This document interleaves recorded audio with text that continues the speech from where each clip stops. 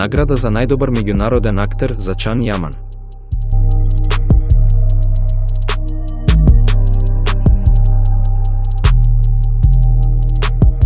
Чан Јаман, кој живее во Италија, учествуваше на 79-тиот филмски фестивал во Венеција.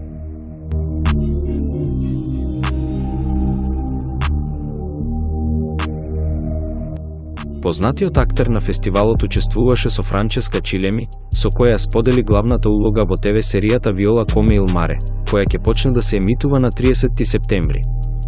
Тој присуствуваше на премиерата на филмот Кид со Брендан Фрейзер во главната улога пред фестивалот. Чан Јаман подоцна се појави на наградата Филминг Итали за најдобро филмско достигнување за италијански филмови организирана како дел од фестивалот. Годинава, на 79-тиот филмски фестивал во Венеција, Чан Јаман остави свој белег.